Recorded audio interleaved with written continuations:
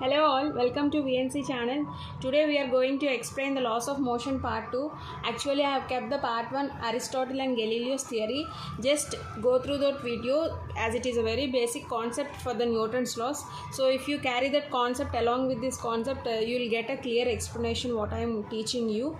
Okay, so today our class is meant for Newton's laws, Newton's first law, second law and third law. Along with examples we are going to discuss. So let's move on to the class. So Newton's laws, as we all are very much familiar with Newton, right? So everyone know Newton has 3 laws, but no one know what an example exactly first law denotes, second law denotes and third law denotes. Yes, so we shall see all those definitions, first law, second law and third law with good examples. Okay, so Newton's law, first of all we shall discuss about the first law. What is first law actually? What is represented by first law? Yeah, so let's see one thing. Everybody what continues to be in the state of rest or in uniform motion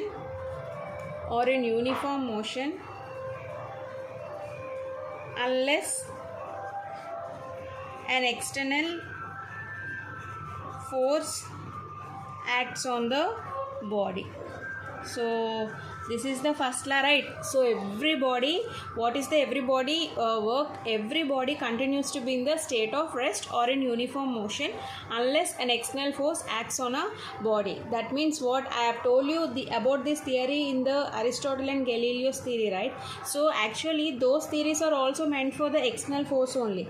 But the thing is that whenever before giving an object to move, we are concentrating on the external force, right? So before moving an object, external force is given by the Aristotle theory. For every move there should be a continuous external force is given by the Aristotle theory, and Galileo theory is that when the external force is given only when if it is remaining rest, it will be at rest, or else it is moving, it is in the forward direction unless an external force is given. So this is Aristotle and Galileo's theory.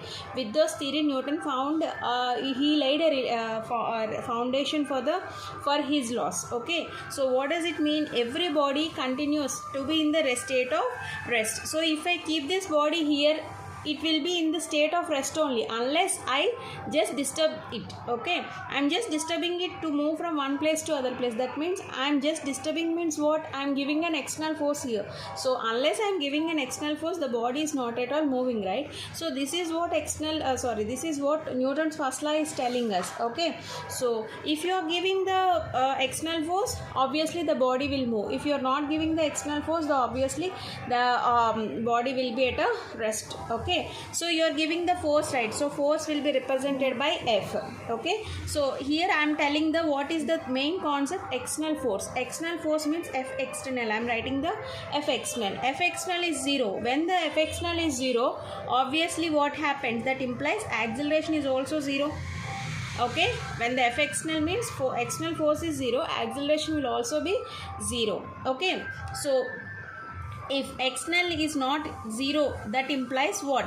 Obviously acceleration is also not 0. That means acceleration is in the uniform direction, uniform motion. Okay, it is moving in the from one place to other place. So this is the main concept of the first law. Clear what I am telling you? So let me take an example so that you will understand clearly. So for example, if I am taking this book, okay, so this book is in the horizontal surface, right? So this book is at a rest position which is in a horizontal surface. Okay, book at a horizontal surface. Okay, so what is that? This book has 2 things. Okay, this book acts in the 2 ways. Okay, so basing on this book will behave with the 2 forces. What are the 2 forces that actually takes place is, one is force due to gravity,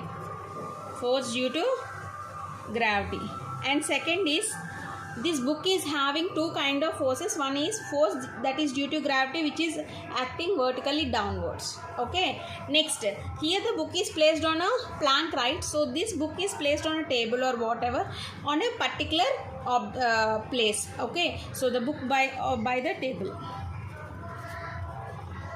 by the table, so which is in the upward direction. Why? Because on the table I am keeping, right? So this book is I am on the table, I am keeping, so that means it is in the upward direction. And this force is also called as a normal force. We name it as a normal force. Normal force is which is acting vertically upwards. Am I clear to you? So when the book is kept in a horizontal surface like this, so two forces are acting on this book. What are those two forces? One is force due to gravity. Acceleration force is nothing but acceleration which is acting vertically downward. So this book is there, right? So I am laying down like this.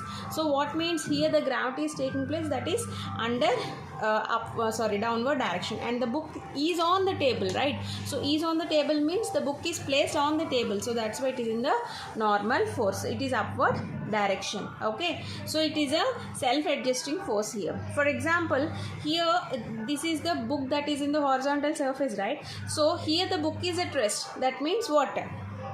Obviously net force is 0. Clear? That means acceleration is 0. Okay, acceleration is 0. I am just if I take a diagram like this, okay, so consider this as a table. So if you are applying a book here, if you are taking a book like this, so this book is vertically, so see the force is acting vertically downwards here, and here upward force is taken, that is a normal. Okay, so this is what I am trying to teach you through a diagram. Clear? Yes. So here the force is acting vertically and the normal force is acting vertically upwards. That means here the R, what is a R? It is a self-adjusting force.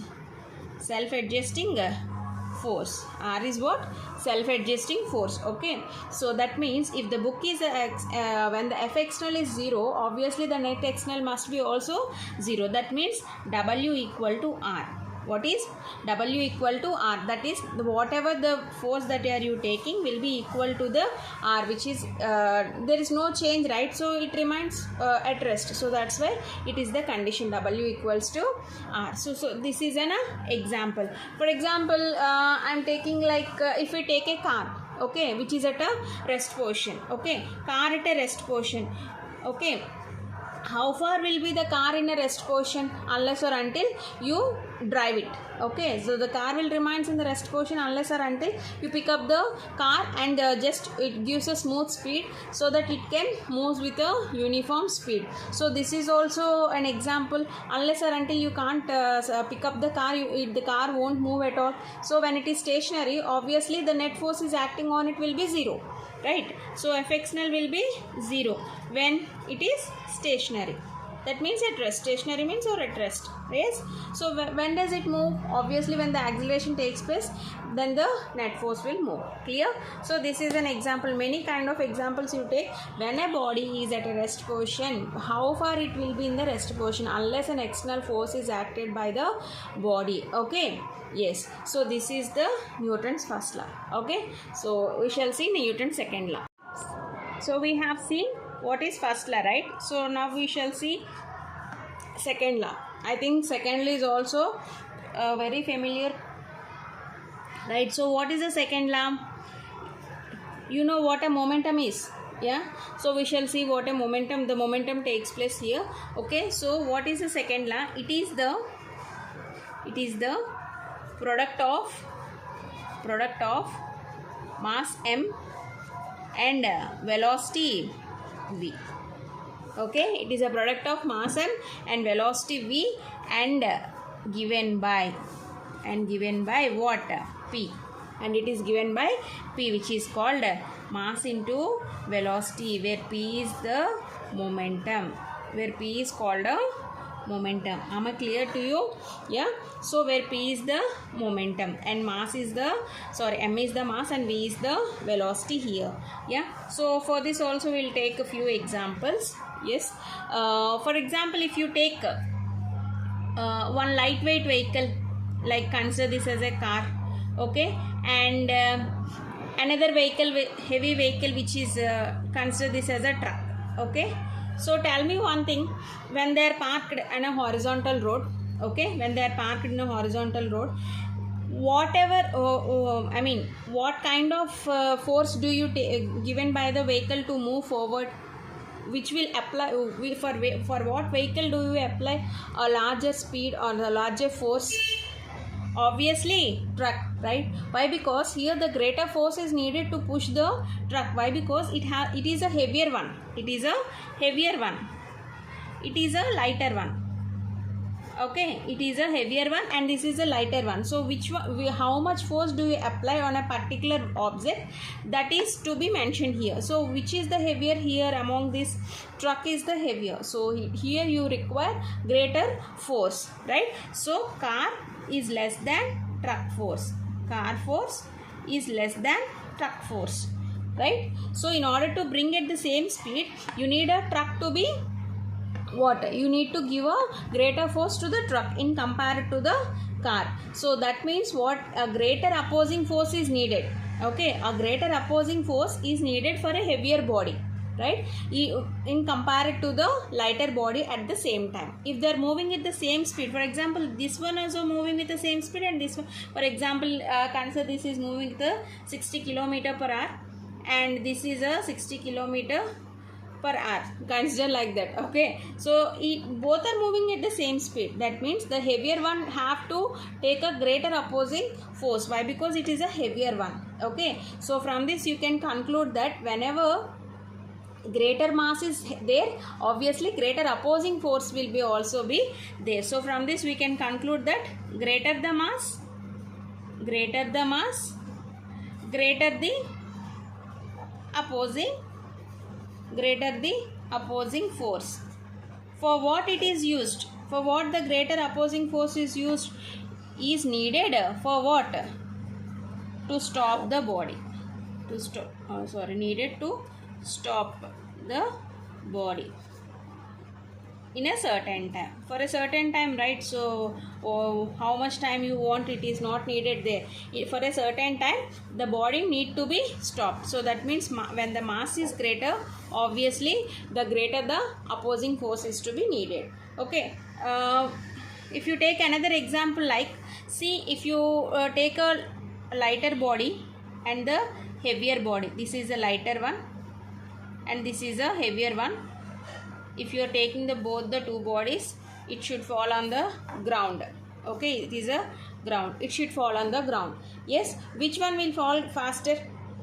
Obviously lighter one will approach the ground faster. Why? Because it is a lighter one, this is the heavier one. Okay, so this is also an example. That means when the mass is taken greater, obviously the opposing force are needed to be given to the body in order to stop the body, right? So for a lighter one, that much force is not required in compared to the heavier one. So this is called the second law. Okay, so whatever may be the mass you are giving greater, obviously the opposing force is taken is also greater. Yeah, see, another example I would like to mention you is that, for example, as you already knew this, see, another example I would like to ask you. For example, if you take we all people will see match, right? So if a cricketer is there, if a cricketer catches a cricket ball, okay, if he is holding, take this as a hand, he is holding the ball like this, right? So the ball will be coming from a batsman with a higher speed. Okay, obviously when he is catching in this way, his hand will get hurts. Okay, so what do the cricketer do? He will back up. He'll take the ball not in this way. He just draws up. Back up his. He hurts his hand in such a way. If he does like that, that means the cricketer allows what takes. He takes and he allows a longer time for his hands in order to stop the ball. Okay, that means what do? He draws his hand backwards. He just takes his hand.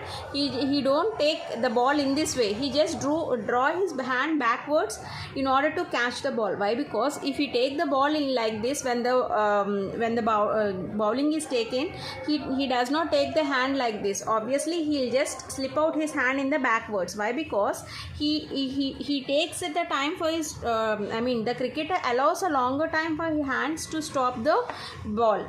And he draws his hand backwards in catching the ball. Okay, why? Because he needs much greater force. Okay, so in compared to take like this, he needs a larger attention to for a greater force. He needs a much greater force, okay, in order to get the ball instantly. Okay, in order to get the ball instantly, he draws a hand backwards. Okay, so this will help him for a greater force, and so that his hand may not get hurt. Okay, if he take his hand like this, if he takes the ball in this place, so obviously his hand will get hurt. So if he draw his hand backwards like this, obviously he greater force is needed. Here what is happening, greater force is required so that he catches the ball, so that his hand will not get hurt. Okay, so from this example we can convey that force not only depends on change in the momentum, okay, but also how fast the change is brought up. How fast the change is brought up. Yes, so these are all the examples for the momentum examples. Okay, the second law examples. First I have told you, whenever the mass is greater, obviously greater opposing force is done. So from this example what I am going to explain is, here the force is given and here also the force is given, but also here I am going to teach you is that, what I want to teach you is that force not only depends upon the change in the momentum. It is not only depending upon the change in the momentum. Force not only depends on change in momentum, okay, but also how fast the change is brought up. The change is brought up. Okay, so this is the main thing, how fast the change is brought up. Okay, so that is what is nothing but greater the rate of change of momentum, greater the rate of change of momentum, obviously what happens, greater is the force. Greater is the force. Greater the change of rate of change of momentum, obviously what happened, the greater is the force. So this is an example. Okay, so this is one of the example for the force to indicate. Okay, next example is, if a stone is tied here. Okay, one person is standing like this. Okay, so if he is taking a stone that is tied to a thread. Okay, so here that person is just moving in this way. Okay, if a stone is tied to the string or thread, whatever, so here we are fixing the magnitude. The length of the magnitude is equal everywhere, but what happens is that the thing matters is only the direction changes.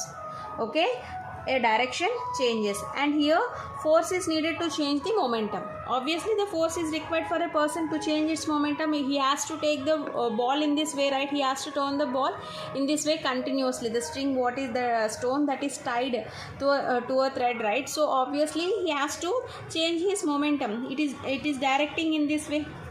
Okay, so magnitude is fixed, whatever how far the length is taken, it is fixed, but the force is needed to change the momentum, and here it needs what, greater acceleration is required.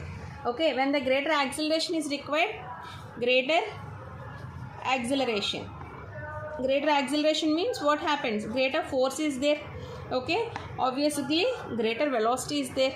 So these are all factors. From these factors we can say that P equal to mv. That means it is based on the Newton's second law.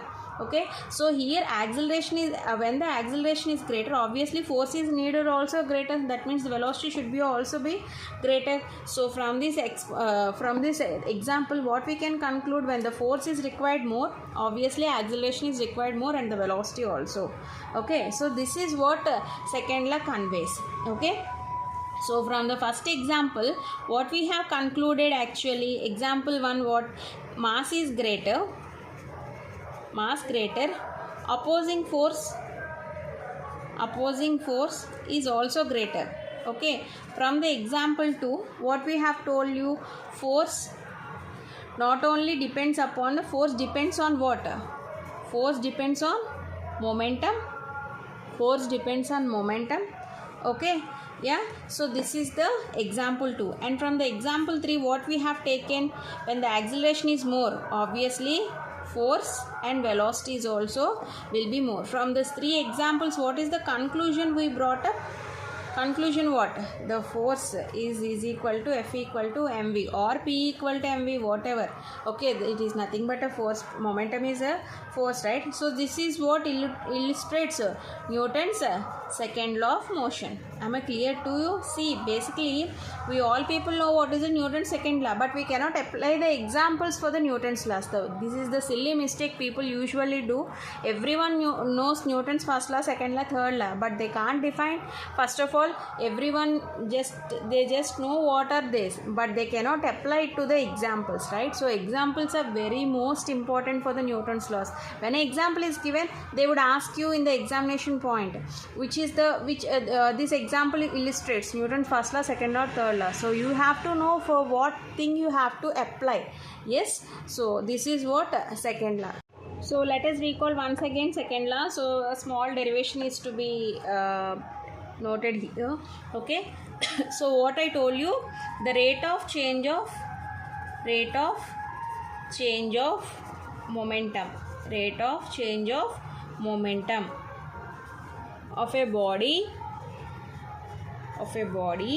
is directly, what happens, is directly proportional to what?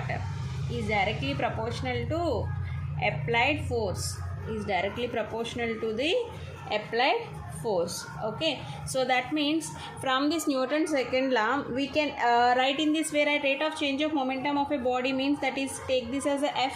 Okay, yeah, so it is proportional to the applied force. So rate of change of momentum is dp by dt. It is directly proportional to the applied force. Okay, so F is equal to, I am just taking the proportionality and applying K. Okay, that proportionality constant is K. K is into dp by dt. I told you can write this in this way also, dp by dt, right?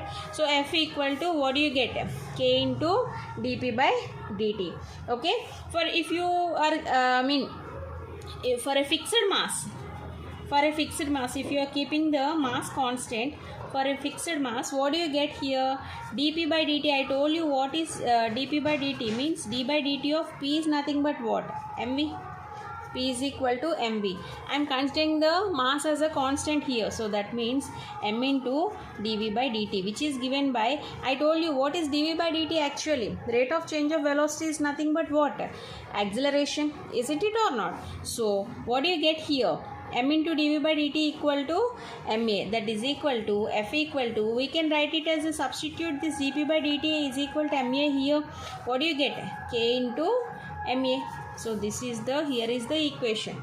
Yes, so or else when the K is equal to 1, when the proportionality is taken out, so what do you get here? F is equal to ma is equal to dp by dt. Very, very, very most important. Clear? Yes. So what are its units? Actually? See, I told you, how can you take the units? When the mass is given, kgs. Acceleration, I told you what? Meter per second square. So the force units will be kg meter per second square. That's all you need. You don't need to by heart it at all. I just told you at the basic only. From my last classes, I told you how should we find out a formula and how should we find out a dimensional formula. Yes, so whenever you get the basics, so it is a very easy way to find out any kind of formula. Okay, so this is what the formula, and these are the units. If from this example, if F equal to 0, what happens? Obviously acceleration is equal to 0. So can we find any law here?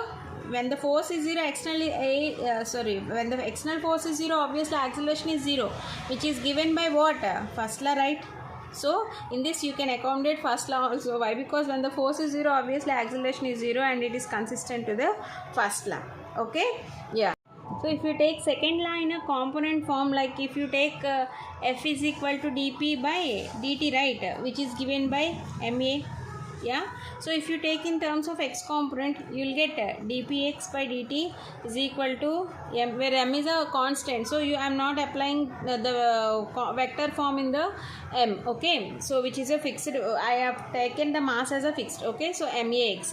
If you take in the y component, you get dp y by dt is equal to may. Similarly, fz equal to dpz by dt, so ma z. So from this you can tell that when the force is not parallel to the velocity. This implies from these examples we can tell that force is not it is not parallel to the velocity. Okay, it makes some angle. Okay na, so force is not parallel to the velocity and it makes some angle. When the component of velocity is changing, obviously the direction is also changing. Here the components are changing, that means what does it represents? Component changes, what happens? Velocity and direction. When the velocity is changing, direction is also changes. Velocity and direction changes. Okay, yes. So when the component of velocity is normal, obviously force will not get changed. Okay, so this is what second law. Yes, yeah. So one more concept to be explained is, before going into the third law, is that concept is very most important, impulse. What is an impulse actually? Impulse, yeah. So is there any idea what is an impulse called? Impulse is the product of see, it is a very small concept, but it takes a key role for the concepts. Okay, so the product of force into time duration, so this is called a impulse. Means force F into T and the impulse is represented by I. Okay, I equal to F into T. Okay, so this is called a impulse. Yeah, final law is third law. See, everyone knows this law, right? So what is third law? For every action there is an equal and opposite reaction. Okay, so basically we apply this third law for every aspect. Yeah, so we shall see. According to third law, for every action there is an equal and opposite reaction. That means if you take two bodies A and B, okay, A and B is taken, so basically forces will occur every time in the pairs only. Okay, so the force on A on B to the B on A. Okay, so A on B is opposite to the B on A. Okay, it is opposite to the B on A. So if you take, it is an action, this A on B is an action, A on B is a action pair. Okay, this is a B on A, it is a reaction. Okay, it is a reaction. Yes, so A on B is equal to the minus B on A. So this, if you apply with a force, so FAB equal to minus FBA. That's all. So it is a action and it is a reaction pair, and that means what? Force on A by B, yeah, is equal to force on B by A. So this is what the final concept is. So the third law means when the force is given on A to the by B will be equal to the reaction. It is an action, right? So it is an action is equal to reaction. Yeah, so this is the third law. That's all. So this is Newton's first law, second law and third law. Newton's first law indicates a body to be in rest or in uniform motion will be in the uniform motion unless or until obviously what? An external force acts on the body. And the second law denotes that when the force is the rate of change of momentum is directly proportional to the what? Mass and the velocity. It is the product of mass and the velocity is given by the momentum. And the third law, for every action there is an equal and opposite reaction. So this is what Newton's laws along with the examples. Yes, thank you.